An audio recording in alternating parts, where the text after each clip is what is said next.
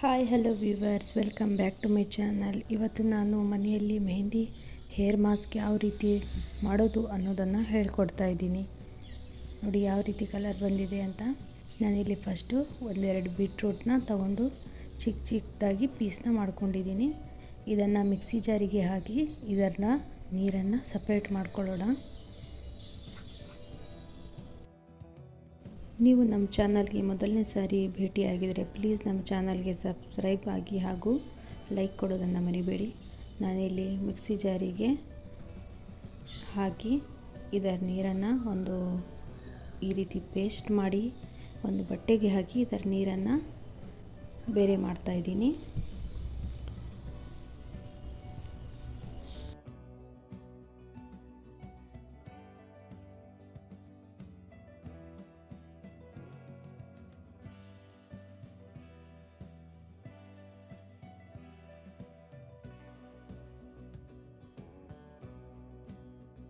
ಅದೇ ರೀತಿಯಾಗಿ ನಾನು ಇಲ್ಲಿ ಈ ಪೂರ್ತಿ ಬೀಟ್ರೂಟ್ನ ನೀರನ್ನು ಸಪ್ರೇಟ್ ಮಾಡ್ಕೊತಾ ಇದ್ದೀನಿ.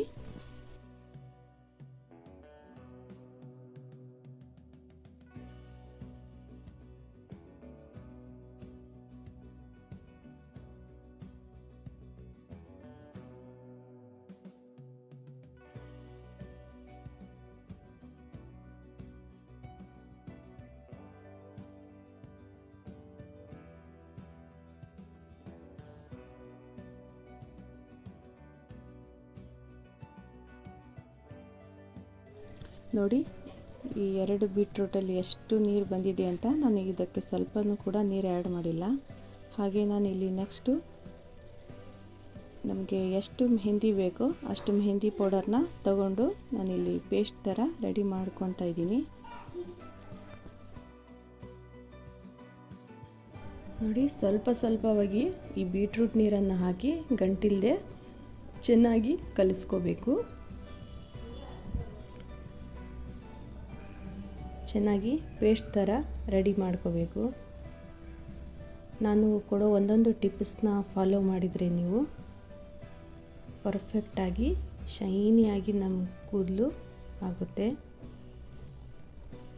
ಪ್ಲೀಸ್ ಫ್ರೆಂಡ್ಸ್, ಕೊನೆಯವರೆಗೂ ಸ್ಕಿಪ್ ಮಾಡದೆ ಈ ವಿಡಿಯೋನ ನೋಡಿ.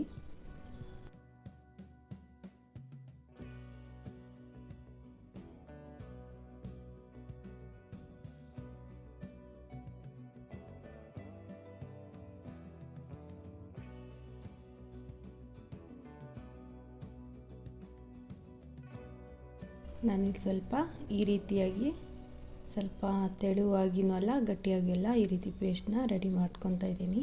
ಹಾಗೆ ನಾನಿಲ್ಲಿ ಮನೆಯಲ್ಲಿ ತಯಾರಿಸಿದಂತಹ ಕೊಬ್ಬರಿ ಎಣ್ಣೆನ ಹಾಕ್ಕೊತಾ ಇದ್ದೀನಿ.